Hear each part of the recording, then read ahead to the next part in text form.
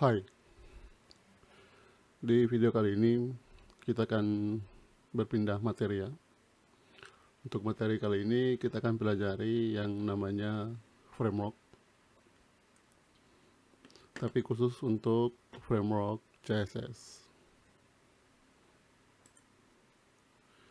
Jadi pada dasarnya framework ini dia merupakan sebuah kerangka kerja yang biasanya kita gunakan dalam mengembangkan atau membangun sebuah aplikasi. Jadi tujuan diciptakan framework ini ya pada dasarnya untuk membantu seorang developer atau seorang programmer dalam membuat baris kode.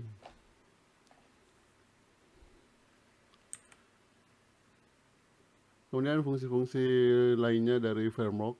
Yang pertama karena nanti sebentar kita lihat kenapa si framework ini dia bisa mengoptimalkan dalam pengembangannya. Pada saat kita membuat aplikasi itu lebih cepat kita buat menggunakan framework dibanding kita buat CSS-nya manual atau mungkin bahasa program lainnya juga kita buat dengan manual. Kemudian kalau kita gunakan framework, biasanya framework ini dia sudah punya standarisasi ya yang harus kita ikuti dalam pembuatan program. Kalau tanpa framework itu tidak ada standarisasinya, jadi bebas-bebas saja seorang developer bagaimana alur pembuatan programnya. Jadi kalau kita gunakan framework ini itu bagus pada saat kita kerja sama tim. Kalau kita kerja di tim ya, karena sudah ada standarisasinya dari si framework, otomatis misalkan saya buat modul ini, nanti teman saya buat modul lainnya, pada saat digabung itu tidak ada problem karena sudah ada standarnya. Tapi kalau kita buat manual, itu agak kesulitan untuk menentukan standarnya. Kemudian yang ketiga, framework juga ini biasanya sudah ada bawaan fitur-fitur keamanan yang disiapkan oleh si framework. Ini kalau khusus untuk bahasa pemrograman backend ya. Misalkan kalau pakai PHP atau JavaScript, itu sudah ada sistem keamanannya. Bukan berarti bahwa kalau kita buat program tanpa menggunakan framework itu tidak aman. Cuman kalau kita buat tanpa framework, otomatis sistem keamanannya kita buat sendiri. Dengan framework sudah disediakan sistem keamanannya. Kemudian framework ini juga dia terkhusus ya, karena beda-beda bahasa pemrograman, beda juga frameworknya. Misalkan untuk CSS ada frameworknya sendiri, JavaScript juga ada frameworknya sendiri. Kemudian yang terakhir itu dia bisa menghemat biaya. Kenapa? Karena proses pembuatan aplikasinya itu lebih cepat. Kalau sesuatu kita buat lebih cepat, otomatis biayanya akan lebih hemat. Kemudian kalau untuk framework CSS ya, ada beberapa framework CSS yang tersebar. Tapi yang paling banyak digunakan itu yang ini ya, Bootstrap. Ini paling banyak digunakan ya. Kalau dulu yang sering digunakan itu adalah Bootstrap dan Materialize. Tapi untuk sekarang yang banyak digunakan yaitu Bootstrap, yang kedua itu adalah Tailwind. Ini antara perbedaannya antara Bootstrap dan Tailwind. Kalau Bootstrap ini penggunanya lebih mudah. Jadi kita tinggal copy saja scriptnya yang disediakan oleh Bootstrap. Cuman kalau Tailwind dia lebih kompleks ya. Misalkan kalau kalian suka otak-atik isi frameworknya, itu kalian disarankan menggunakan Tailwind. Atau kalau kalian fokus kerjanya untuk membangun tampilan frontend ya, tampilan frontend itu yang dilihat oleh user ketika mengakses sebuah aplikasi. Kalau fokus kerja kalian di bagian frontend, sebaiknya kalian belajar namanya Tailwind. Karena kalau Tailwind ini kita bisa modifikasi frameworknya dibanding Bootstrap. Kalau Bootstrap Ketika kita ingin modifikasi, berarti kita harus tambah CSS-nya. Tapi kalau fokus kalian di bagian back-end developer, yang khusus tangani pengolahan datanya, kalian bisa pelajari saja Bootstrap, karena ini lebih mempermudah ya. Kemudian kenapa juga Bootstrap paling banyak digunakan? Kalau kita download template ya, template website, itu paling banyak tersebar templatenya Bootstrap dibanding template framework CSS lainnya. Contohnya kalau webnya Unitama ya,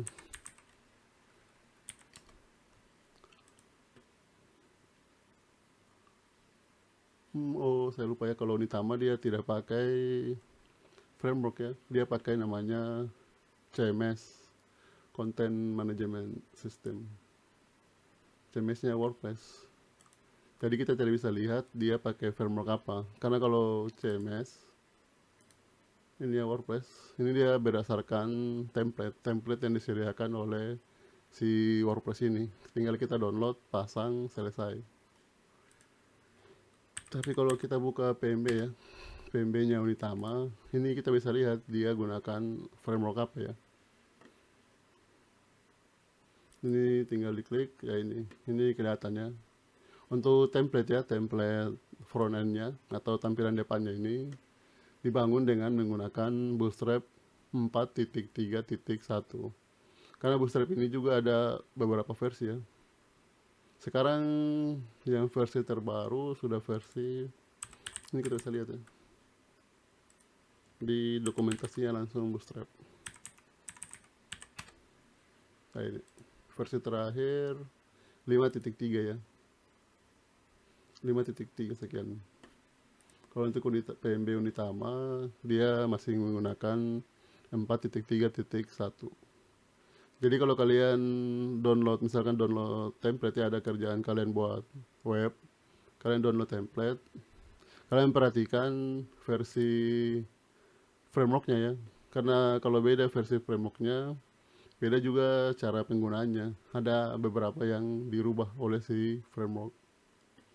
Jadi untuk mata kuliah ini, framework yang akan kita gunakan yaitu adalah Bootstrap. Untuk penggunaan Bootstrap ini, kalian harus sering-sering buka dokumentasinya ya. Kalian tinggal kunjungi Bootstrap ya. Cari saja di pencarian Google Bootstrap, atau bisa langsung kunjungi situsnya getbootstrap.com. Kemudian kalian buka doc ya, untuk dokumentasi. Kemudian seperti biasa, kalian buka Visual Studio Code, buka foldernya ya, buat folder baru, kemudian buka di VS Code, buat sebuah file baru, index.html. Jadi kalian tidak perlu tanda seru baru tab ya. Ini hapus saja, kosongkan. Kemudian untuk isinya kita bisa copy dari Bootstrap ya. Yang ini ya, yang kedua. Jadi ada dua cara penggunaan Bootstrap. Untuk saat ini kita gunakan cara yang pertama ya. Kalau cara pertama kalian wajib online. Kenapa? Karena file CSS-nya itu kita panggil online. Jadi kita panggil dari servernya Bootstrap. Makanya laptop kalian harus online. Kalau cara kedua, kalian bisa download dulu framework Bootstrap-nya, kemudian kalian simpan di dalam folder dari aplikasi kalian. Untuk kali ini kita gunakan dulu yang online ya. Jadi kalian bisa langsung copy dari sini. Kalian klik copy, kemudian paste di dalam framework. Klik kanan, open with live server. Jadi sudah muncul ya, sudah bisa dipanggil. Kalau kalian mau lihat apakah sudah berhasil pemanggilan Bootstrap atau belum, kita tes ya. Ini Ctrl B, Alt Z. Kalau sebelumnya ya, kalau kita mau buat sebuah teks, misalkan ini hello world ya, kita mau simpan di samping, di tengah ya. Berarti kalian harus buat style terlebih dahulu. Style misalkan H1 text align center. Kalau di refresh ya dia muncul ke tengah text align center. Tapi kalau menggunakan Bootstrap, ini saya copy ya supaya browsernya pindah.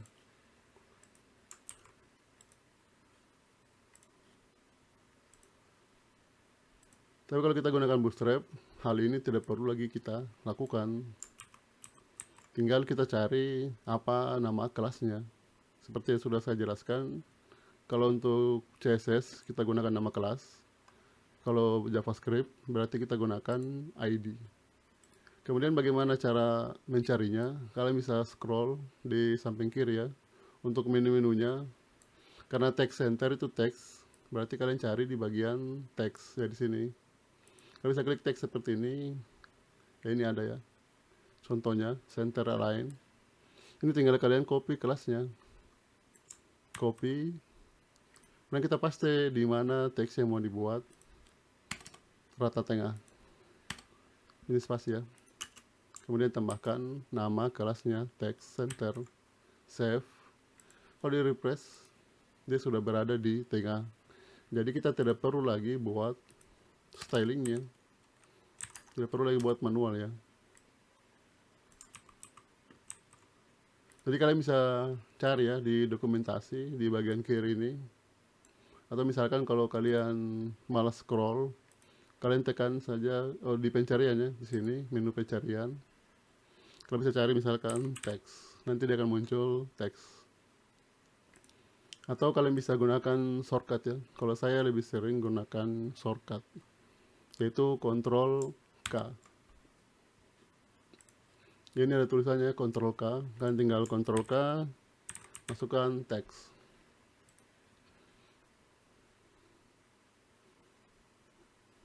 Kemudian kalau kita mau rubah hurufnya menjadi huruf besar semua, berarti uppercase. Ini tinggal kalian copy ya, tidak perlu lagi kelasnya, tinggal ditambahkan kelas baru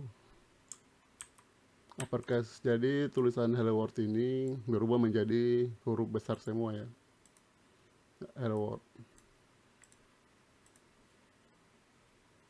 Kemudian kalau mau rubah fontnya ya menjadi huruf tebal, berarti ini tinggal copy saja nama kelasnya, FW bold. Kemudian nama-nama kelas ini tidak perlu kalian hafal ya. Nanti kalau kalian sering-sering buat aplikasi, ini sudah bold ya. Kalau nama-nama kelas ini akan kalian terhafal sendiri ya. Kalau saya sekarang masih juga sering membuka dokumentasinya Bootstrap, karena saya tidak hafal juga seluruh nama kelasnya. Kemudian yang lebih bagus lagi, misalkan kalau kalian membuat sebuah form ya, form pengisian, di sini juga sudah disediakan oleh si Bootstrap. Kalian tinggal Ctrl K, cari form.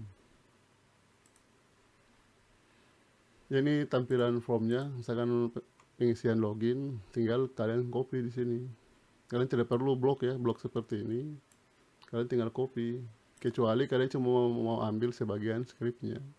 Tinggal di copy, kemudian paste.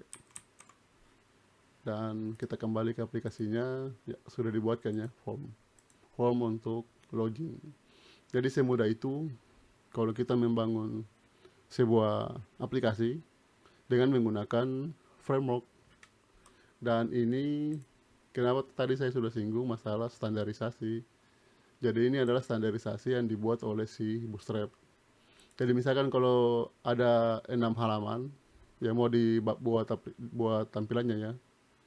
Jadi kalau kita membuat menggunakan framework itu lebih mudah. Kalau masing-masing orang buat satu halaman digabung, otomatis scriptnya bakalan sama karena sama-sama menggunakan framework. Tapi kalau kalian tidak menggunakan framework, misalkan tadi style yang text center ya, ini bisa saja orang pertama dinamakan kelasnya text center, Orang kedua bisa saja dibuat kelas baru, misalkan teks, rata, tengah. Jadi ini kalau kita tidak pakai framework, makanya dia tidak punya standarisasi. Tapi kalau dengan framework, ini sudah pasti semuanya menggunakan kelas text center. Dan ini juga lebih mudah kalau misalkan suatu saat, misalkan awal membangun dari website ini, itu dibuat oleh orang yang berbeda, kemudian kalian ditugaskan ya, untuk mengembangkan aplikasinya. Kalian untuk melanjutkan pengembangan aplikasinya itu lebih mudah. Kenapa? Karena aplikasinya dibuat dengan framework. Kemudian kalau sudah ada framework ya, buat apa lagi kita belajar CSS yang kemarin yang kita pelajari, CSS dasar, yang kita buat stylingnya sendiri. Biasanya kalau ada hal-hal yang stylingnya itu tidak bisa ditangani oleh Bootstrap ya, tidak disediakan oleh Bootstrap, ya itu berarti kalian harus styling manual, karena tidak semuanya disediakan oleh Bootstrap. Tapi secara umum, secara garis besarnya ya, itu sudah ada di Bootstrap. Misalkan kalau kalian dapat project, kemudian si klien minta desain tertentu, yaitu mau tidak mau, itu kalian harus buat codingan manual. Misalkan warna-warna ya, contohnya seperti warna, kalian cari background. Nah ini adalah warna yang disediakan oleh Bootstrap.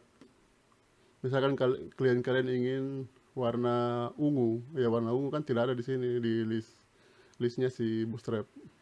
Ya otomatis di situ kalian harus codingan manual. Oleh karena itu, kita juga meskipun sudah disediakan framework ya, kita juga tetap harus mempelajari codingan manual. Ya untuk studi kasusnya nanti kita masuk di pertemuan minggu depan. Sekian untuk video kali ini.